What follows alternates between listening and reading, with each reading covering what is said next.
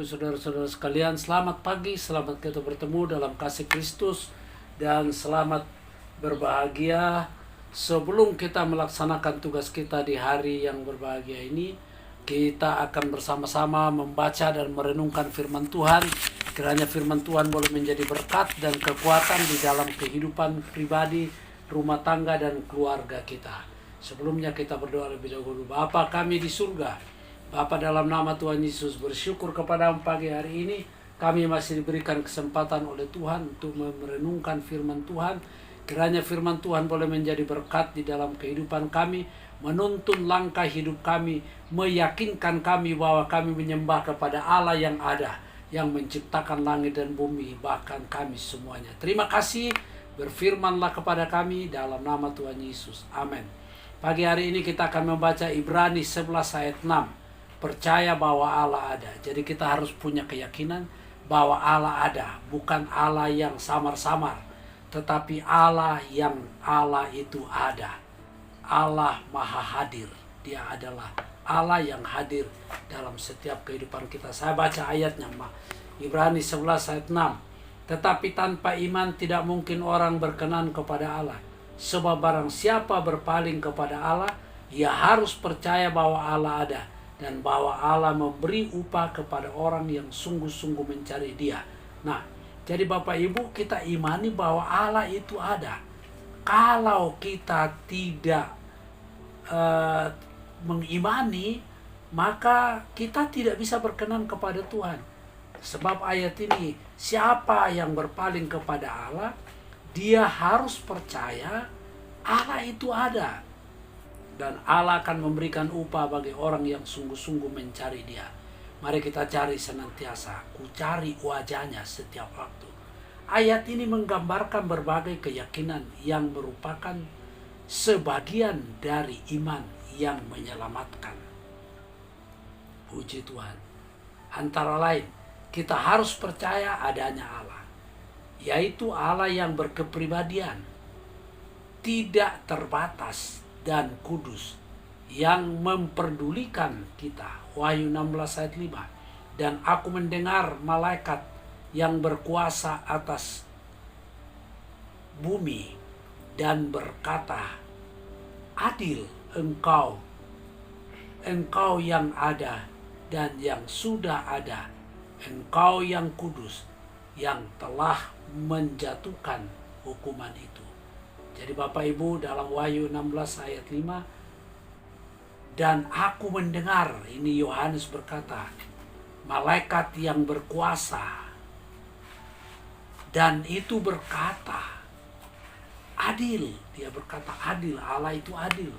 Engkau yang ada, Tuhan yang ada, dan yang sudah ada, engkau Allah yang kudus, telah menjatuhkan hukuman ini.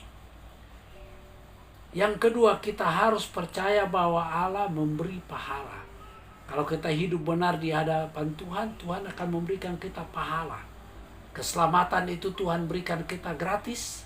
Kita percaya kita selamat, tetapi pahala itu sesuai dengan perbuatan kita. Apabila kita sungguh-sungguh mencari Dia, sambil mengetahui bahwa pahala yang terbesar adalah sukacita dan kehadiran Allah sendiri. Dia adalah perisai kita dan pahala yang terbesar. Saat Yohanes 14 ayat 21, barang siapa yang memegang perintahku dan melakukannya, dialah yang mengasihi aku. Dan barang siapa mengasihi aku, ia akan dikasihi oleh Bapakku.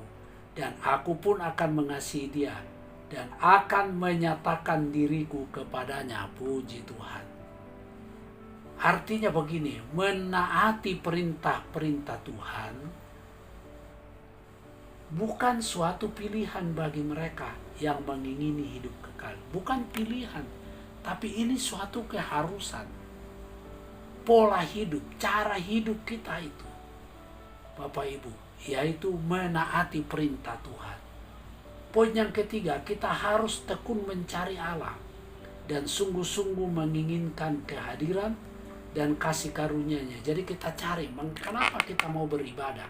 Kenapa kita berdoa? Kita mencari Kita cari bukan karena dia hilang, tapi kita cari hadiratnya, kita cari urapannya, kita cari kuasanya, supaya dia curahkan kepada kita, dia karuniakan kepada kita. Mazmur 14 ayat 2, Tuhan memandang ke bawah, Tuhan lihat dari surga kepada anak-anak manusia. Dia mau lihat apakah ada orang yang berakal budi, yang mencari Allah. Jadi orang yang berakal budi itu dia mencari Tuhan. Sekali lagi bukan karena Tuhan tidak ada, hilang, tidak.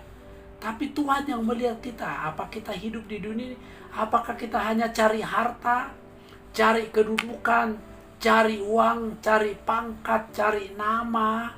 Tapi sebagai umat Tuhan, apakah kita juga cari Allah? Puji Tuhan. Saya berdoa supaya setiap pendengar yang mendengar renungan pagi hari ini, benar-benar kita gunakan waktu dan kesempatan yang masih ada ini, sudah waktu yang singkat. Kita cari Allah.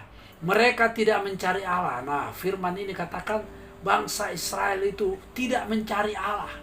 Saudara, juga tidak berseru kepada Allah di dalam doa untuk kehadiran dan pertolongannya. Nah, mereka tidak mencari Allah.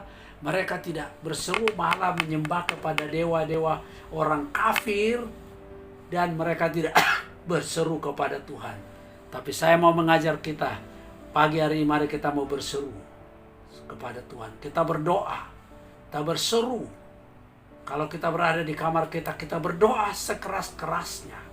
Bukan berarti Tuhan tuli, tapi itu artinya suatu keseriusan kita kepada Tuhan, dan Tuhan tahu itu. Demikianlah renungan pagi hari ini. Tuhan memberkati. Bapa kami yang ada di surga, Bapa, dalam nama Tuhan Yesus kami bersyukur kepadamu pagi hari ini untuk kebenaran firman Tuhan. Kiranya firman Tuhan menjadi kekuatan bagi kami. Berkati seluruh pendengar di mana saja berada, yang susah hiburkan, yang sakit Tuhan jamah, sembuhkan, lemah kuatkan, supaya mereka boleh berseru, berdoa kepada Tuhan. Kami berdoa untuk bangsa dan negara kami, pemerintah dari pusat sampai daerah, khususnya corona yang semakin Tuhan bukan menurun tetapi semakin bertambah di daerah, di kota-kota. Tapi kami percaya Tuhan akan lindungi kami. Kami berada di bawah naungan sayap-Mu Tuhan. Terima kasih. Ini doa kami bersyukur kepadamu dalam nama Yesus. Amin.